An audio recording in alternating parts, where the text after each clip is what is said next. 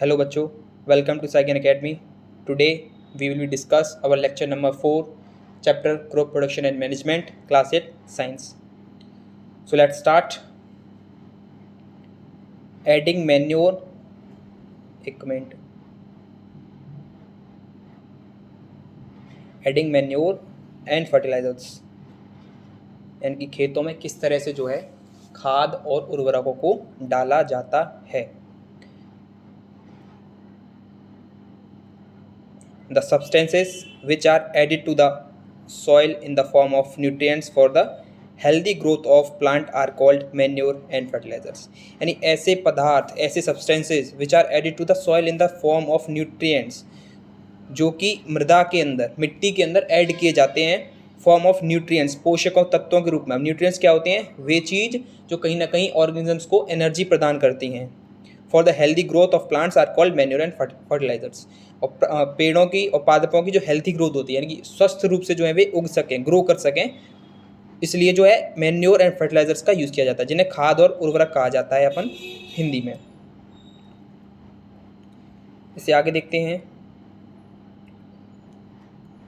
I saw a healthy crop growing in a farm. अब वो जो कह रहा है कि मैंने एक जो है खेत में एक हेल्दी क्रॉप देखी, स्वस्थ तरह से विकसित थी और अच्छी फसल थी, उसको देखा एक खेत में उगते हुए. In the neighbouring farm the plants were weak. Why do some plants grow better than others. और उसी के जस्ट बगल वाला एक खेत था, वहाँ पर जो प्लांट्स थे वो वीक थे, यानी पूरी तरह से हेल्दी नहीं थे. तो उन्हें देखा तो वो वीक थे, और जो पहला वाला खेत था उसके प्लांट जो थे better than the neighbouring plants. उन्होंने देखा कैसा क्यों हुआ. मुझे पूछना चाहता है कैसा क्यों हुआ है. Soil supplies mineral nutrients to the crop plants. These nutrients are essential for the growth of plants. यानी मिट्टी जो होती है उसके कई सारे वर्क होते हैं. सबसे पहला वर्क होता है, मिट्टी जो होती है पेड़ को सादे रखती है, एक बोल सकते हैं एक आधा एक बेस देती है. दूसरी बात, मिट्टी के अंदर कई सारे मिनरल्स पाए जाते हैं, मिनरल न्यूट्रिएंट्स, जैसे कि आपके एलिमेंट्स हो गए, आपने सुना होगा कभी ना कभी कार्बन, नाइट्रोजन, ऑक्सीजन, है ना. तो ये सभी के सभी एलिमेंट जो हैं उसमें प्रेजेंट होते हैं, न्यूट्रिएंट्स प्रेजेंट होते हैं, जिनसे कि पेड़ जो होता है वो इन सभी न्यूट्रिएंट्स को एब्जॉर्ब करता है अपनी ग्रोथ के लिए. These nutrients are essential for the growth of plants. ये कहीं ना कहीं प्लांट की ग्रोथ के लिए बहुत ज़्यादा आवश्यक होते हैं. In certain areas farmers grow up after growth in the same field. The field is never left uncultivated or fallow. Imagine what happens to the nutrients. कई बार क्या होता है कि एक ही फील्ड पर बार बार फसलें उगाते रहते हैं फार्मर, बार बार उगाएं और हर मौसम में फसलें जो है चेंज होती हैं. तो क्या होगा, बार बार जब फसलें उगाओगे तो मिट्टी में जो न्यूट्रिएंट्स है वो सारे तो पेड़ों ने एब्जॉर्ब कर लिए, तो नए न्यूट्रिएंट्स कहाँ से आएंगे. तो इसके लिए जो है मैन्योर एंड फर्टिलाइजर जो है उसमें ऐड किए जाते हैं. Continuous cultivation of crops makes the soil poor in nutrients. यानी कि लगातार आप जब फसलें उगाते हो मिट्टी में, तो मिट्टी के जो न्यूट्रिएंट हैं वो एब्जॉर्ब कर लिए जाते हैं और मिट्टी की जो क्षमता है वो कम हो जाती है. Therefore farmers have to add manure to the fields to replenish the soil with the nutrients. यानी मिट्टी का जो है भरण पोषण करने के लिए, पुनर्भरण करने के लिए फार्मर जो है इसमें मैन्योर एंड फर्टिलाइजर्स ऐड करते हैं. This process is called manuring. इसे मैन्योरिंग या खाद डालना बोला जाता है. इम्प्रॉपर और sufficient manuring results in weak plant.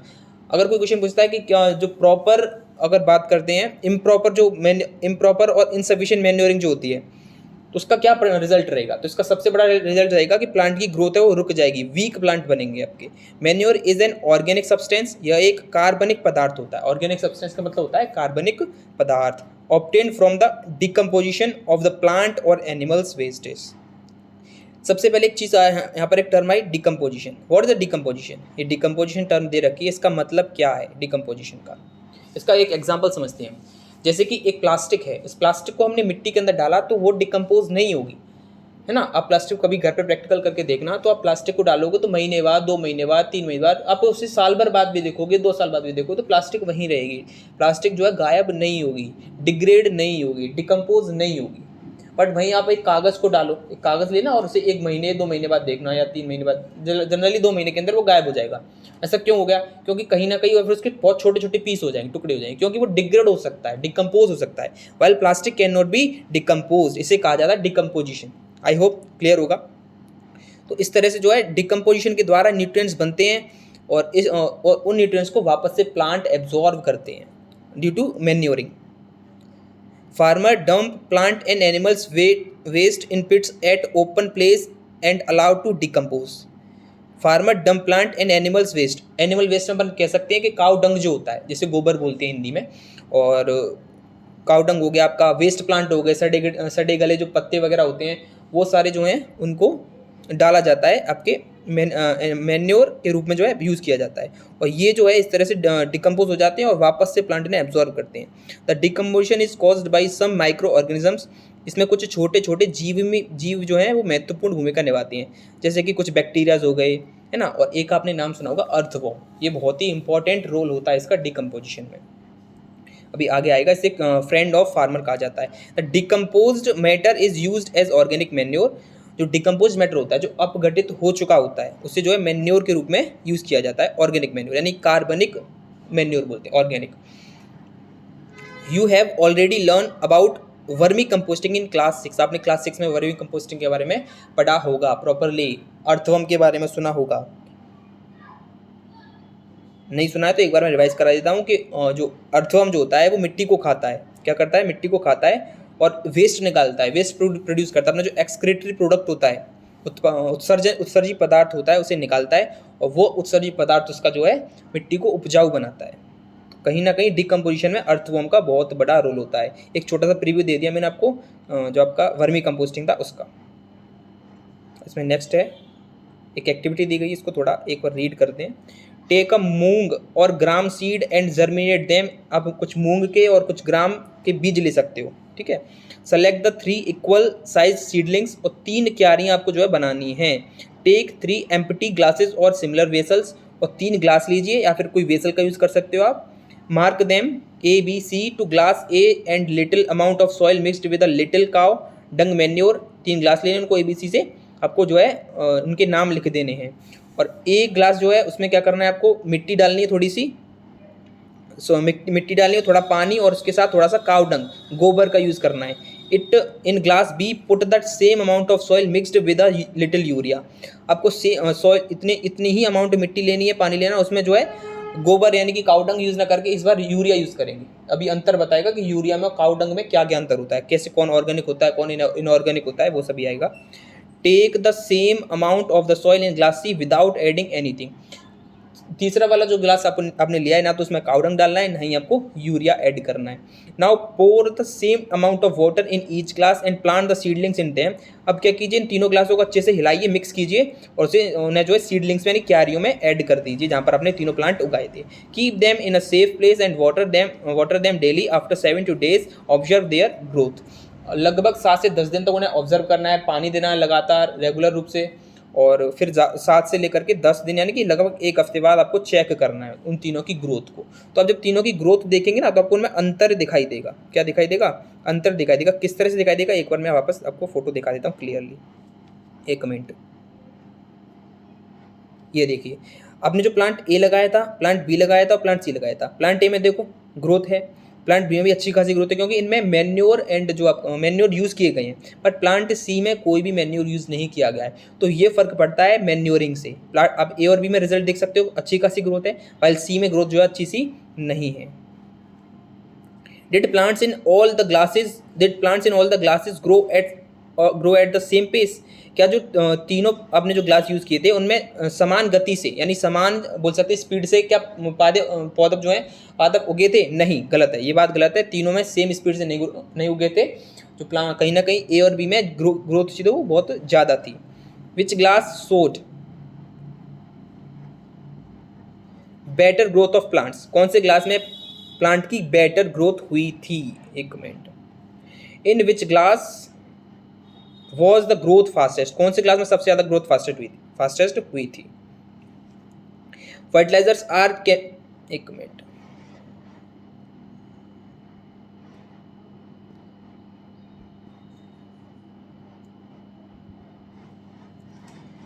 Fertilisers are chemicals which are rich in particular nutrient, fertilizers जो होते हैं वो कहीं ना कहीं एक पर्टिकुलर न्यूट्रिएंट, वो कोई भी एक न्यूट्रिएंट हो सकता है, पोषक तत्व, उसकी मात्रा उसमें अधिक होती है, जिसे मिट्टी में ऐड करने से जिस चीज़ की कमी होगी वो ऐड कर देंगे। मान के चलो नाइट्रोजन रिलेटेड कोई भी एलिमेंट की कमी है तो नाइट्रोजन रिलेटेड एलिमेंट डालेंगे, यूरिया वगैरह डालेंगे। तो इनसे यूरिया क्या होता है, नाइट्रोजनस होता है। आपने एक एलिमेंट सुना होगा नाइट्रोजन, इसकी मिट्टी में बहुत अधिक आवश्यकता होती है, तो इसीलिए यूरिया ऐड किया जाता है। तो ऐसे ही अलग अलग फर्टिलाइजर्स होते हैं, पर्टिकुलर किसी एक विशेष रूप से एक न्यूट्रिएंट के लिए स्पेसिफिक होते हैं। How were they different from manure. अब इसने कहा है कि जो अपने फर्टिलाइजर्स यूज़ करे थे वो मैन्योर से डिफरेंट कैसे होते हैं। फर्टिलाइजर्स अलग होते हैं और जो मैन्योर है वो अलग होते हैं। कैसे डिफरेंट होते हैं दोनों एक दूसरे से। Fertilizers are produced in factories, एक minute, fertilizers are produced in factories, fertilizer जो है वो आर्टिफिशियली फैक्ट्रीज में बनाए जाते हैं। Some examples of fertilizers are urea, देखो ये आया, अमोनियम सल्फेट, अमोनिया इसमें भी नाइट्रोजन होता है, super phosphate, potash, NPK, nitrogen, phosphorus, potassium. यानी कि एनपीके एक फर्टिलाइजर होता है जिसमें आपकी नाइट्रोजन की भी कमी पूरी हो जाती है और फॉस्फोरस की और पोटेशियम की भी कमी हो जाती है। इनको मैं हाईलाइट कर देता हूँ, आपके एग्जाम में आ सकते हैं, है ना। तो इनको जो है अपन हाईलाइट कर देते हैं यहाँ से इस तरह से। एक मिनट, इसे हटा दो।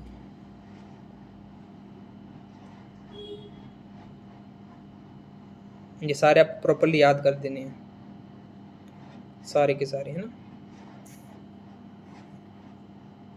Urea, ammonium sulphate, super phosphate, potash, NPK, ये सारे आपको याद करने हैं। ओके, तो आगे बढ़ते हैं हम अभी। The use of fertilizers has helped farmers to get better yield of crops such as wheat, paddy and maize. मैंने आपको यील्ड के बारे में बता चुका है पहले। What is the yield, yield क्या होता है मैंने बताया, एग्जांपल बताया था कि एक जगह पर 50 मन गेहूं होता है, वहीं दूसरी जगह पर 100 मन गेहूं होता है। जगह उतनी ही है, जगह सेम है, एक जगह 50 मन गेहूं होता है, एक जगह 100 मन गेहूं होता है। तो किसकी यील्ड ज़्यादा होगी, जगह ज़्यादा नहीं है, यील्ड किसकी ज़्यादा होगी, जो दूसरा वाला है जहाँ पर 100 मन गेहूं होता है तो उसकी यील्ड ज़्यादा है। यानी कि कितना प्रोडक्ट हमें मिल रहा है कुल मिलाकर के, इतना, ये बात जो होती है यील्ड के लिए होती है। Such as wheat, paddy and maize, 3 फसलें बताएंगी इसमें कौन कौन सी, गेहूँ की और धान की और मक्के की। इन सब में जो है फर्टिलाइजर्स ऐड करने के लिए कहा है। But excessive use of fertilizer has made the soil less fertile. यदि आप बहुत ही अत्यधिक मात्रा में फर्टिलाइजर्स का यूज़ करते हो तो वो जो है सॉइल को फर्टाइल होने से रोकेंगे, कम फर्टाइल करेंगे, अपन बोल सकते हैं अनुपजाऊ बनाएंगे। यानी कि जो उनकी उपजाऊ की जो टेंडेंसी है वो कैसे हो जाएगी, कम हो जाएगी। Fertilizers have also become a source of water pollution. और फर्टिलाइजर्स जो सबसे बड़ा कॉज करते हैं किसमें, वाटर पोल्यूशन में। आप बहुत ज़्यादा फर्टिलाइजर यूज करोगे तो वो वाटर पोल्यूशन का कारण बन जाएंगे। Therefore in order to maintain the fertility of the soil की फर्टिलिटी को मेंटेन करने के लिए we have to substitute fertilizers with organic manure. यानी आप यूरिया की जगह पर अगर काऊ डंग का यूज़ करेंगे तो काफ़ी नेचर के लिए काफ़ी बेटर होगा, क्योंकि वे ऑर्गेनिक होते हैं, जबकि आप फर्टिलाइजर यूज़ करते हैं तो वो इनऑर्गेनिक होते हैं। और कहीं ना कहीं ऑर्गेनिक चीज़ें होती हैं वो नेचर के लिए बेस्ट रहती हैं, क्योंकि वो डिकम्पोज की जा सकती हैं। सबसे बड़ी बात ये है। मैन्योर और leave the field uncultivated in between 2 crops. अब क्या करो, या तो मैन्योर ऐड करो, क्या करो, मैन्योर को जो है ऐड करो, या फिर मिट्टी को थोड़ा समय दो। आपने एक फसल उगाई, वो फसल उगाने के बाद जैसा नहीं कि तुरंत ही दूसरी फसल उगा दी, नहीं, या तो उसमें थोड़ा मैन्योर ऐड करो, उसका थोड़ा टाइम 2 महीने का, जिससे मिट्टी की जो उत्पादन क्षमता, उर्वरक क्षमता है वो वापस से पहले जैसी हो सके। The use of manure improves soil texture as well as its water retaining capacity. It replenish of the soil with the nutrients. आप अगर मैन्योर का यूज़ करोगे तो इस सॉइल की जो फर्टिलिटी है, उसके जो टेक्सचर हैं, फर्टिलिटी है, उसके जो उपजाऊपन की जो क्षमता है, उसे वापस से रेप्लिनाइज करेगी, पुनः स्थापित करेगी। क्या चीज़ स्थापित करेगी, जो मैन्योरिंग। आप बार बार जो मैन्योरिंग डालोगे उससे कहीं ना कहीं मिट्टी की जो उपजाऊ की क्षमता है वो कैसे हो जाएगी, इम्प्रूव हो जाएगी।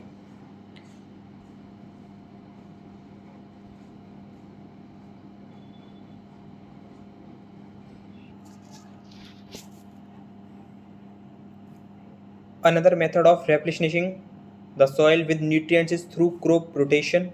Now what is crop rotation? Crop rotation क्या होता है, आपने एक सीज़न पे जो है मान के चलो पैडी की क्रॉप जो है ग्रो कर दी, फिर अगले सीज़न पे ऐसा ही नहीं कि आप वापस से जब उगाओ तो या तो अगली बार, चलो पैडी का तो है एक सीज़न रहता है उसी में उगा सकते हैं, कोई ऐसी ऐसी क्रॉप जो कि 12 मास उगा सकते हैं, तो अब ऐसा नहीं लगातार सेम क्रॉप को उगाओ ना, आपको क्रॉप चेंज करनी, या तो सीजनली या फिर ईयरली आपको क्रॉप चेंज करना है, ऐसे बोलते हैं क्रॉप रोटेशन। आपने पैडी की उगाई तो अगली बार वीट उगाओ, फिर अगली बार मेज़ उगाओ, तो यानी कि अलग अलग फसलें जो है आपको चेंज करती रहनी है, जिससे कि मिट्टी की जो है उपजाऊपन की जो है क्षमता है वो बनी रहे।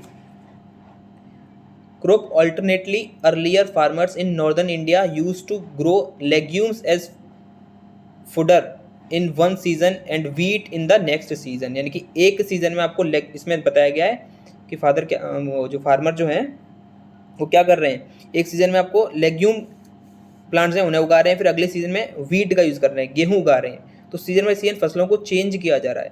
This helped in replenishment of the soil with nitrogen। यह जो है मिट्टी को जो है वापस से रेप्लिशमेंट यानी कि उनकी जो उपजाऊपन क्षमता है उसे पुनः विकसित करने के लिए जो है यूज़ किया जाता है। एक मिनट, मोबाइल नहीं चलता।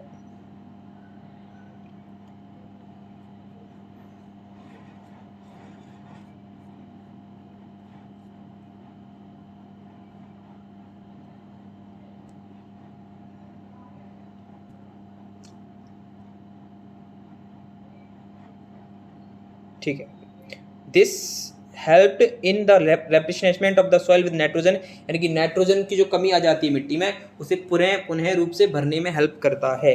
Farmers are being encouraged to adopt this practice. इस प्रैक्टिस को अपनाने के लिए फार्मर जो हैं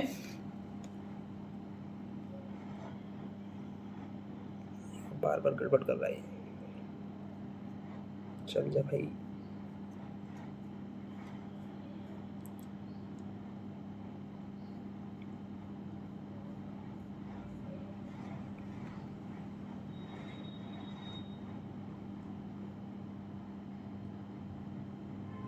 चलिए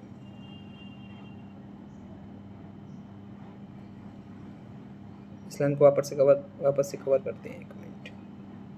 ठीक है, farmers are being encouraged to adopt this practice. किसानों के द्वारा भी इस जो है नियमावली को अपनाया जाता है। इस प्रैक्टिस को क्या करते हैं, किसान भी अडॉप्ट करते हैं। In this previous classes you have learn about rhizobium bacteria. आपने पिछली क्लासों में जो है राइजोबियम बैक्टीरिया के बारे में जरूर सुना होगा। Now what is rhizobium bacteria? ये एक ऐसा बैक्टीरिया जो होता है वो लेग्यूम प्लांट्स होते हैं उनकी जड़ों में जाकर के लग जाता है और वहाँ पर नोड्यूल्स बनाता है, अभी आगे आएगा। और ये नोड्यूल्स क्या करती हैं, जो पादप जो नाइट्रोजन एब्जॉर्ब करता है उसमें पादप की हेल्प करता है।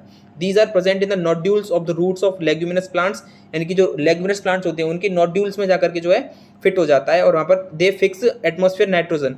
और ये जो वायुमंडल में जो भी नाइट्रोजन होती है उसको फिक्स करने में एक महत्वपूर्ण भूमिका निभाता है, एक इम्पॉर्टेंट रोल प्ले करता है। अब इसमें एक टेबल दी गई है ना, कैसे जो है आपके जो फर्टिलाइजर्स और मैन्योर में डिफरेंस होता है। तो fertilizer is a man made inorganic salt, while manure is a natural substance obtained by the decomposition of the cattle dung and plant residues। Fertilizer जो होते हैं मैन मेड होते हैं, फैक्ट्रीज में तैयार किए जाते हैं, इनऑर्गेनिक होते हैं। सबसे बड़ी बात ये कैसे होते हैं, इनऑर्गेनिक सॉल्ट होते हैं। while manures are organic and manure is a natural substance obtained by the decomposition। इसमें इसका सबसे बड़ा रोल किसका रहता है, डिकम्पोजिशन जो है इसमें मेन रोल रहता है कि हाँ इसमें जो है डिकम्पोजिशन होता है। जैसे आपने काउ डंग डाल दिया, किसी भी कोई भी एनिमल मान के चलो कैटल है तो कैटल का डंग अब यूज़ कर सकते हो, तो वो डिकम्पोजिशन के द्वारा मैन्योर के रूप में काम करते हैं। Fertilizers is prepared in factories. Fertilizer को फैक्ट्रीज में प्रिपेयर किया जाता है। Manure can be prepared in the fields, और मैन्योर को जो खेतों में तैयार किया जा सकता है। Fertilizers does not provide any humus to the soil. Fertilizers होते हैं वो मिट्टी के अंदर ह्यूमस को प्रोड्यूस नहीं करते हैं। Manure provides a lot of humus of the soil, जबकि मैन्योर जो होते हैं वो सॉइल में ह्यूमस को भी प्रोड्यूस करते हैं। ह्यूमस क्या होता है, मैं ह्यूमस जो बोल रहा हूँ उसका मतलब क्या होता है ह्यूमस? ह्यूमस जो होता है एक डार्क एमोर्फस पदार्थ होता है, यानी अनियमित आकार का और लगभग काला जैसा उसका रंग होता है, जिसके अंदर कई सारे पोषक तत्व होते हैं और एलिमेंट होते हैं जिन्हें प्लांट जो अपने एब्जॉर्प्शन में यूज़ कर सकता है। Fertilizers are very rich in plant nutrients like nitrogen, phosphorus and potassium. Fertilizer होता है काफ़ी इसमें जो है काफ़ी मात्रा में प्लांट्स न्यूट्रिएंट्स पाए जाते हैं, जैसे कि नाइट्रोजन हो गया, फॉस्फोरस हो गया, पोटेशियम हो गया, etc. Manure is relatively less rich in plant nutrients, जबकि मैन्योर में जो है कहीं ना कहीं प्लांट की न्यूट्रिशन की मात्रा कम रहती है, जबकि फर्टिलाइजर्स जल्दी भी करवाते हैं ग्रोथ, पर कहीं ना कहीं फर्टिलाइजर हानिकारक होते हैं, जबकि मैन्योर हानिकारक नहीं होते क्योंकि वो पोल्यूशन नहीं करते, वो डिकम्पोज हो जाते हैं, और ये डिकम्पोज नहीं होते हैं। Table 1.1 gives the difference between a fertilizer and manure, हमने पढ़ लिया। अब आता है advantages of manure. The organic manure is considered better than fertilizer. अब इसमें लिखा भी है कि ऑर्गेनिक मैन्योर जो होते हैं काफ़ी बेटर होते हैं आपके फर्टिलाइजर से। अब इसके क्या रीज़न है, इसके रीज़न क्या है अभी पढ़ेंगे। दिस इज बिकॉज ये होता है क्योंकि it enhance the water holding capacity of the soil. ये बढ़ाते हैं, क्या बढ़ाते हैं, जो मिट्टी की जो जल को पकड़ के रखने की जो क्षमता है, होल्ड करने की क्षमता है। It makes the soil it makes the soil porous due to which exchange of gases becomes easy। ये क्या करता है,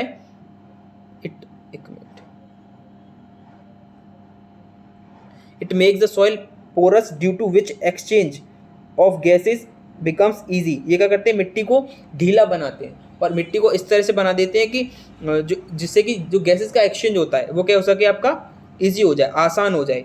मान के चलो मिट्टी पहले बहुत टाइट थी, ढीली नहीं थी, और गैस का एक्सचेंज अच्छे से नहीं हो पा रहा था, इम्प्रॉपर रूप से हो रहा था, तो अब मैन्योर यूज़ करेंगे तो ये क्या करेंगे, मिट्टी को प्रॉपर, मिट्टी में जो एक्सचेंज ऑफ गैसेस था उसे ईजी कर देंगे। It increase the number of friendly microbes.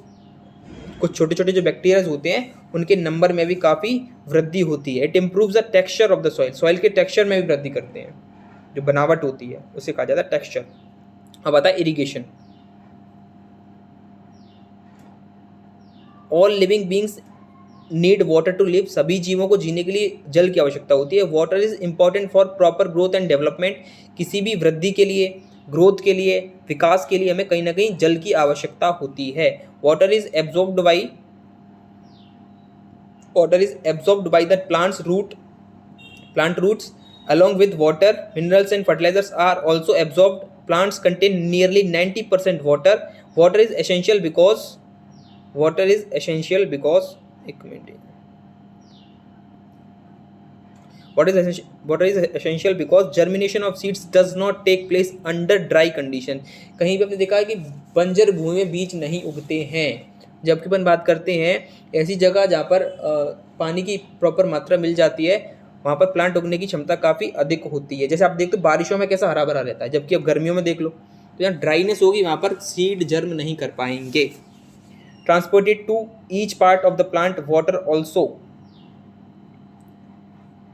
transported to each part of the nutrients dissolved in water are transported to each part of the plant। यानी कि जो भी न्यूट्रिएंट्स जो होते हैं वो घुले होते हैं पानी में, वो ट्रांसपोर्ट की जाते हैं पादप के प्रत्येक भाग में। यानी कि अब प्लांट का जो भी पार्ट होगा ना, लीव्स हो गए, चाहे ट्रंक हो गया या कोई भी पार्ट हो गया, सभी पार्ट में न्यूट्रिएंट्स को जो है एब्जॉर्ब करके पहुंचाया जाता है, ट्रांसपोर्ट किया जाता है। Water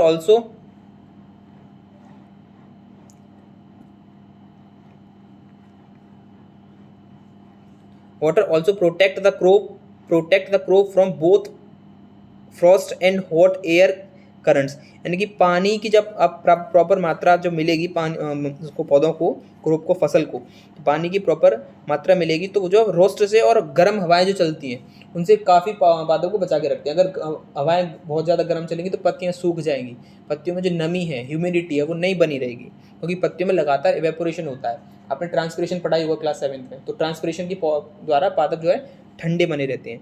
टू मेंटेन द, और ट्रांसपिरेशन तभी होगा जब वाटर की प्रॉपर मात्रा होगी। To maintain the moisture of the soil for healthy crop growth. आपकी जो to maintain the moisture of the soil, यानी कि मिट्टी में नमी बनाए रखने के लिए, healthy growth, to maintain the moisture of the soil for healthy crop growth. यानी कि आपको अगर पेड़ की प्रॉपर ग्रोथ चाहिए तो आपको मिट्टी में ह्यूमिडिटी को बनाए रखना होगा, नमी बनाए रखना होगा। नमी होता है पानी की उपस्थिति कितनी किसी जगह पर, उसे बोला जाता है नमी या मॉइस्चर, या फिर ह्यूमिडिटी भी बोल सकते हैं जिसे।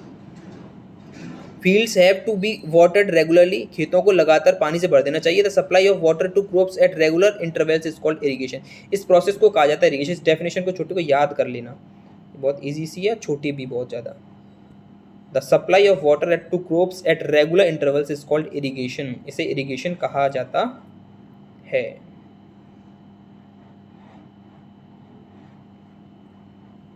इसे क्या बोलते हैं भाई, इरिगेशन कहते हैं।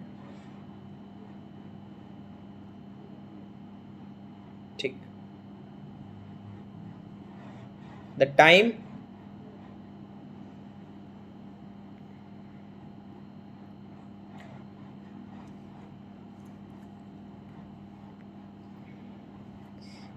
And frequency of irrigation varies from crop to crop, यानी कि जो आपकी जो जिसे सिंचाई बोलते हैं, इरिगेशन को हिंदी में बोलते हैं सिंचाई, पानी देना, यह जो होती है क्रॉप टू क्रॉप डिपेंड करती है। धान को जैसे पैडी को पानी अधिक चाहिए, धान जो होती है उसको पानी अधिक चाहिए, किसी फसल को पानी कम चाहिए, तो वेरी करता है क्रॉप टू क्रॉप, यानी कौन सी क्रॉप कितना पानी की, कौन सी क्रॉप को कितनी अधिक पानी की आवश्यकता होगी। Soil to soil and season to season, बारिश में पानी कम चाहिए, गर्मी में पानी अधिक चाहिए, तो सीजन टू सीजन डिपेंड करता है। और कैसी मिट्टी है, मिट्टी बहुत ज़्यादा सूखी हुई है तो पानी ज़्यादा चाहिए, प्रॉपर ह्यूमिडिटी है मिट्टी में, प्रॉपर जो है मॉइस्चर है तो पानी कम चाहिए होगा।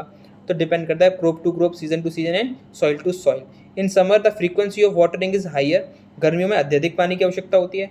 वाई इज इट सो, ऐसा क्यों होता है। Could it be due to the increased rate of evaporation of water from the soil and the leaves, क्या ऐसा इसलिए होता है कि गर्मियों में इवेपोरेशन जो होता है वो ज़्यादा होता है, कहाँ से, मिट्टी से और पादप से। पादप में आपने प्रोसेस पढ़ी होगी ट्रांसपिरेशन, ट्रांसपिरेशन में होता ही है कि पादप जो होता है, पादप से पानी जो होता है लगातार रेगुलर रूप से इवेपोरेट होता रहता है। अब सेम इवेपोरेशन मिट्टी से भी इवेपोरेशन हो रही है, पादप से भी इवेपोरेशन हो रही है, तो पानी की हानि हो रही है, तो इसीलिए पानी बहुत अधिक चाहिए गर्मियों में। I am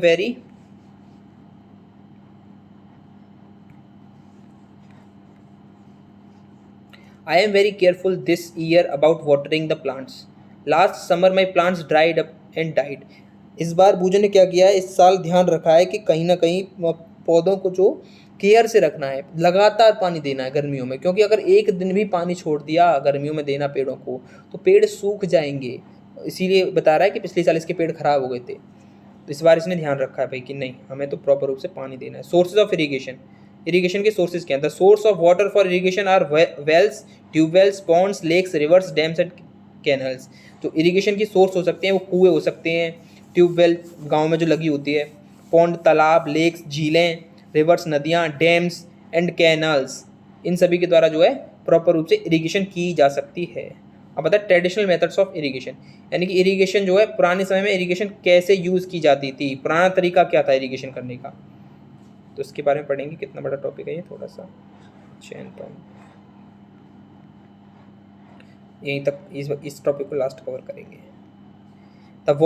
the traditional method of irrigation, पुराने समय में इरीगेशन कैसे की जाती थी। The water available in wells, कुओं में पानी प्रेजेंट होता है।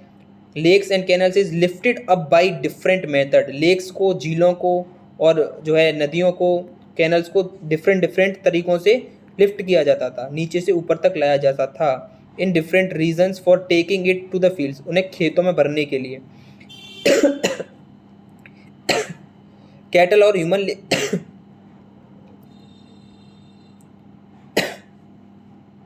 कैटल और human labour is used in these methods, इस मेथड के लिए क्या करते थे भाई, कहीं भीड़ों का, कुछ पशुओं का, कुछ इंसान भी जो है काम करते थे इस जो है मेथड को, इस प्रोसेस को अपनाने के लिए। So these methods are cheaper, सस्ते थे, बट लेस एफिशिएंट, पर पर्याप्त रूप से जो क्या नहीं थे, बोल सकते हैं कि एफिशिएंट नहीं थे। ऐसा नहीं कि प्रॉपर रूप से वर्क करते थे, यानी कि एफिशिएंसी अच्छी थी, नहीं, इनकी एफिशिएंसी भी अच्छी नहीं थी, बट सस्ते थे ये।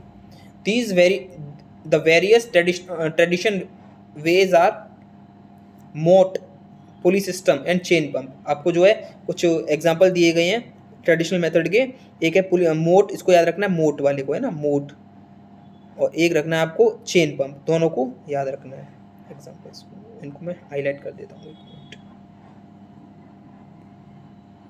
ये ट्रेडिशनल मेथड है आपके।